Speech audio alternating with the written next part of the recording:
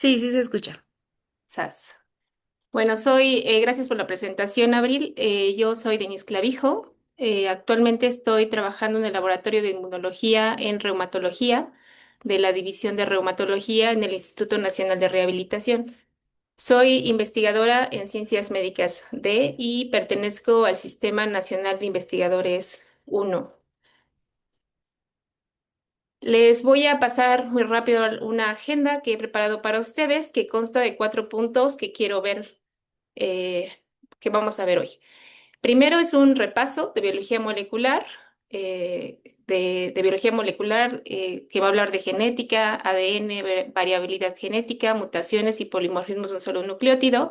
Después vamos a ver en la introducción las enfermedades reumáticas, la prevalencia de las enfermedades reumáticas en México, para continuar con enfermedades estudiadas en el laboratorio de reumatología, que en este caso es GOTA. Y finalmente vamos a ver un ejemplo de la variabilidad genética de los SNPs e inflamación y relación que tiene con las enfermedades reumáticas. Bueno, disculpa, no les leí el tema. Yo titulé a esta ponencia Cuando una letra del ADN lo cambia todo, y particularmente nos vamos a meter en la genética de la inflamación. Seguramente ya han llevado algunas clases de biología, quisiera solamente dar un repaso de esto. Y hablando de genética, está definida como el estudio de los genes, la herencia y la variación hereditaria en los organismos. Y como pueden ver en esta imagen, tenemos a una célula que se representa aquí, donde en el núcleo, que contiene 23 pares de cromosomas, va a estar resguardada nuestra información genética.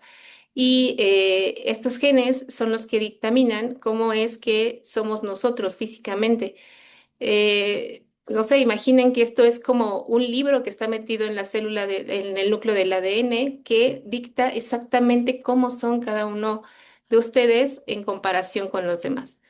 Ahora, ¿qué es el ácido desoxirribonucleico o el ADN? Es una molécula que va a contener la información genética y hereditaria de los seres vivos, y va a estar formada por bases nitrogenadas y por eh, pentosas de fosfato. Aquí les pongo una imagen en donde vemos al ADN, que va a estar formada por 4 bases solamente, las cuales son citosina, guanina, adenina y timina. Eh, Ay, no, espérame, dame un segundito. Listo. En comparación con el ARN, que es el ARN que puede ser incluso mensajero, lo que va a pasar es que ahí vamos a tener un uracilo en lugar de la timina, como pueden ver aquí. Es la única diferencia que hay entre el ADN y el ARN. El ADN siempre va a estar contenido dentro del núcleo, y el ARN va a ser una transcripción fiel del ADN, llegar a ser una proteína, por ejemplo. Ahora, lo que nosotros sabemos es que los humanos compartimos una enorme cantidad de los genes de nuestro genoma. Esto representa un 99,6%, y solamente somos diferentes en un 0,4% restante. Eso es lo que dicta que seamos diferentes entre nosotros, tanto el tono de los ojos, por ejemplo, el color de los ojos, o el color del cabello, si es rizado, si es liso, todo eso. E incluso esto también está relacionado con las enfermedades, que algunas personas sean más susceptibles a padecer una enfermedad, o que tengan más susceptibilidad a un fármaco, por ejemplo. Esa es la variabilidad que tenemos nosotros. Ahora, a esto se le llama variabilidad genética, que definimos que nos permite explicar por qué los organismos, aunque sean de la misma especie, no son iguales entre sí. Todos nosotros compartimos la mayor parte de nuestro ADN, pero no nos parecemos entre sí. A menos que seamos familiares, claro, hermanos, padres, entonces ahí sí compartimos genes mucho, mucho más parecidos, y es por eso que nos parecemos entre nosotros. Em, Normalmente estos genes son donados por los papás. La mamá les da un alelo, y y el papá les da otro alelo. Y aquí les pongo un ejemplo muy rápido, por ejemplo, el color de los ojos, que está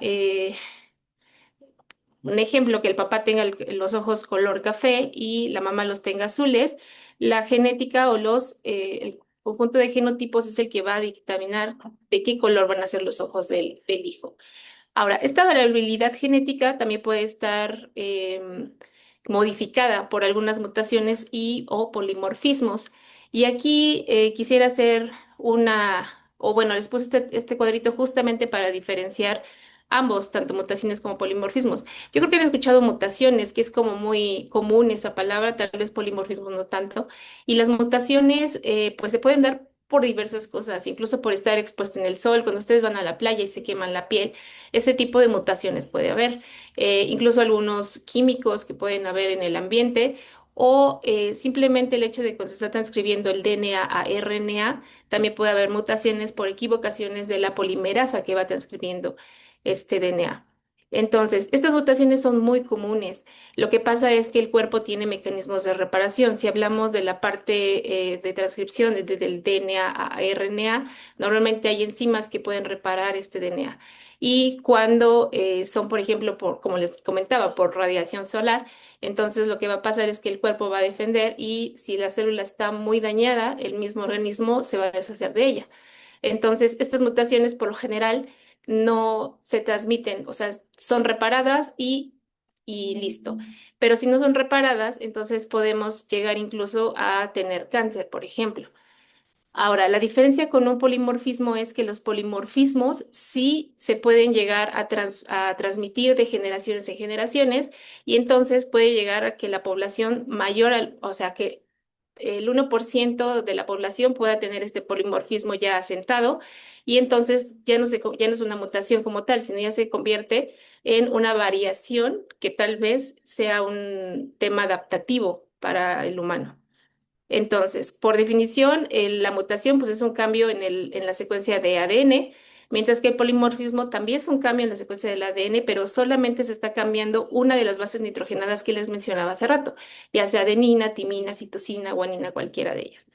Y después la frecuencia de la población. Las mutaciones va a estar en el menos del 1%, mientras que los SNPs o los polimorfismos van a permanecer en mayor al 1% en la población y ambos pueden causar enfermedades o no pueden, o sea, no pueden hacer nada.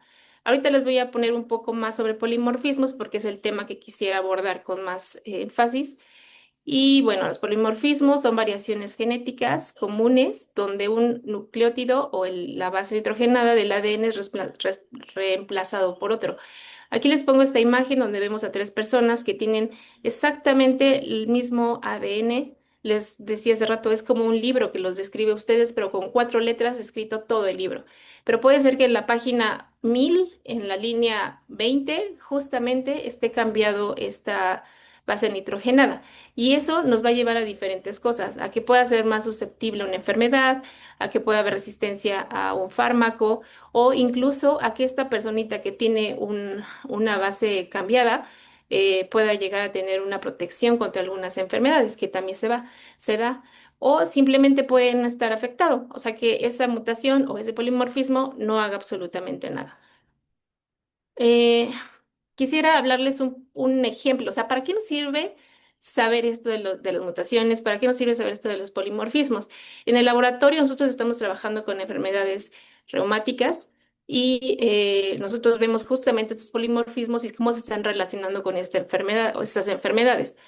Bueno, estas enfermedades son un grupo diverso de trastornos que comúnmente afectan las articulaciones, aunque pueden afectar otro tipo de órganos. Y seguramente han escuchado alguna vez a los papás o a los abuelitos decir que tienen reumas. Esto de las reumas en realidad es el dolor que se genera en las articulaciones, pero se habla más de enfermedades reumáticas. Y por lo general estas enfermedades son crónicas. Una vez que uno es diagnosticado, ya es para toda la vida, solamente se controlan. Además van a empeorar con el tiempo, son muy dolorosas, limitan la función corporal y si no se tratan bien y si no se lleva un buen seguimiento médico, pueden llegar a una discapacidad significativa y lo cual impacta en la calidad de vida.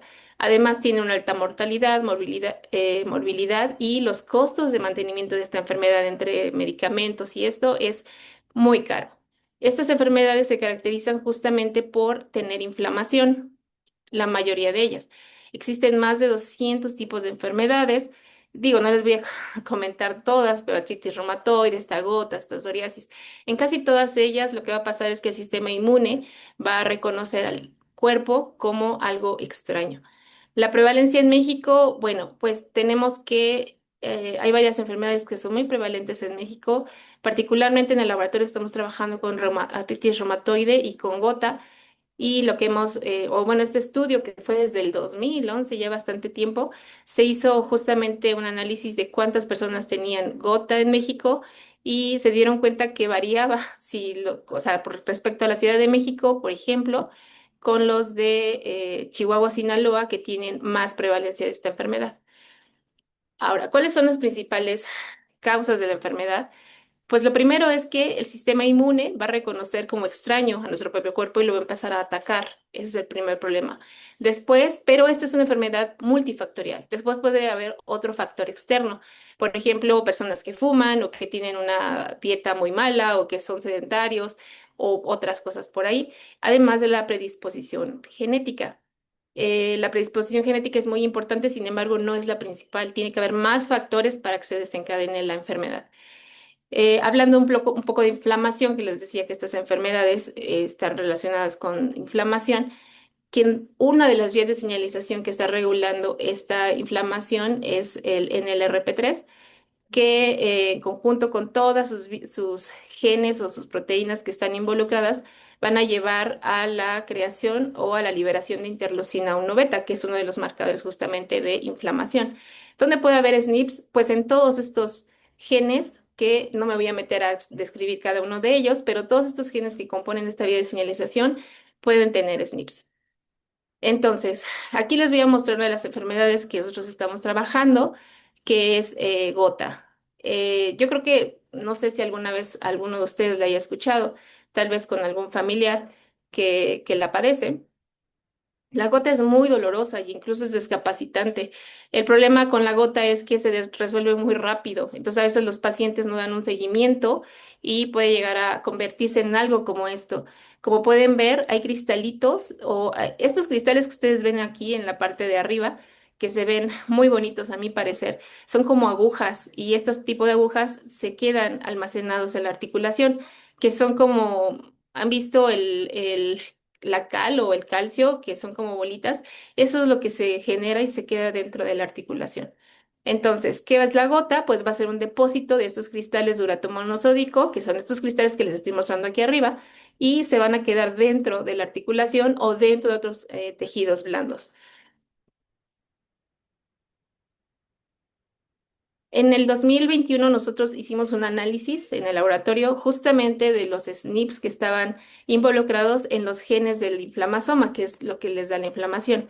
Entonces, aquí tampoco les voy a describir la tabla con tanto detalle, tal vez por el tiempo, pero quiero que vean algo. Por ejemplo, en el RP3, que es una de las proteínas que está involucrada en inflamación, está cambiando de una adenina a una guanina. El CARD, que también es parte de la vía de señalización, está cambiando por adenina por una timina. Y así con cada uno de ellos, guanina por citosina, adenina por guanina, y cada una de ellas que va cambiando es lo que da el hecho de que sea relevante o no en la enfermedad. Ahora, nosotros en la población mexicana somos muy diferentes a una población china o a una población europea, porque nuestros genes son diferentes. Además, les recuerdo que aquí en México tenemos una mezcla de genes y tenemos tanto genes europeos, africanos, e incluso la amerindia, que es justamente la población nativa eh, mexicana. Entonces, toda esta mezcla de genes es lo que nos hace tener diferencias con las otras poblaciones. Entonces, esto nos dice que en alguna población, este SNP en particular puede estar afectando la enfermedad, pero en México no. Y justamente eso es lo que hace falta en México, hacer estudios que sean focalizados justamente en mexicanos, porque hay muchos estudios que se hacen en europeos, en estadounidenses, pero no se hacen en mexicanos y necesitamos saber en los mexicanos cómo están afectando estos SNPs. Eh, Aquí les muestro esta tabla de 2022, donde sí hicimos un análisis con población mexicana, se incluyeron 243 personas que eran sanas y 220 personas que tenían gota. Analizamos la vía de señalización de la inflamación con cada uno de los genes que estaban involucrados pues en la inflamación. incluyendo al PPPAR-gamma, que es un gen o es una proteína que va a regular toda la vía de señalización. Y encontramos que todos los SNPs que se habían reportado en otras poblaciones, a los mexicanos no nos afecta.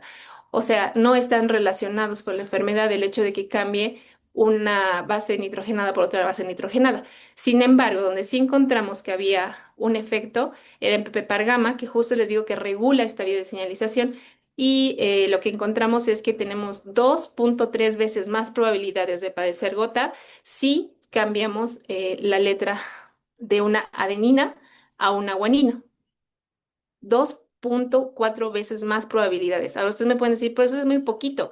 Claro, pero si a eso le agregas que tienes mala alimentación, que no haces ejercicio, que tomas mucho, porque la gota está relacionada justamente con beber cerveza, por ejemplo, entonces podemos llegar a tener esta enfermedad con más probabilidad, no solamente con el 2.4. El 2.4 solo te lo está dando tu genética.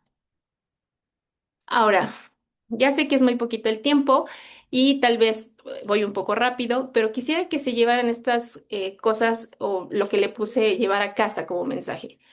Primero, lo primero de ellos es que la variabilidad genética es el conjunto de diferencias en las secuencias de ADN entre los individuos de una misma especie. Esto es lo que hace que cada organismo sea diferente, color de piel, color de cabello, si es rizado, el color de los ojos, todo esto es la variabilidad. Y bueno, las mutaciones van a ser el origen, pero las mutaciones por lo general son arregladas. Lo que se van a asentar o que van a ser más estables son los SNPs, que van a poder transferirse de una generación en otra y juntas van a generar esta variabilidad genética. Ahora, el otro punto que también quiero que entiendan es que las enfermedades reumáticas son trastornos inflamatorios autoinmunes y su origen es multifactorial, es decir, necesitamos la combinación de muchas cosas, entre ellos, pues la predisposición genética, claro que es muy importante, pero se necesitan otros factores ambientales, como infecciones, tabaco, por ejemplo, beber mucho o cosas por el estilo. Y los SNPs contribuyen al riesgo de estas enfermedades al afectar genes del sistema inmunológico y los mecanismos de reconocimiento, inflamación y regulación. Y finalmente, tener una predisposición genética no va a determinar, pero sí aumenta la probabilidad de desarrollar una enfermedad reumática. Así es que yo les dejo este pequeño cuadro que les digo que por favor hagan ejercicio regular, tengan un control de peso, hagan dieta equilibrada, rica en antioxidantes, eviten el tabaco, tomar, el estrés crónico y siempre es bueno detectar y tratar infecciones oportunamente para evitar llegar a este tipo de enfermedades. Por mí eso es todo. Muchas gracias por escucharme.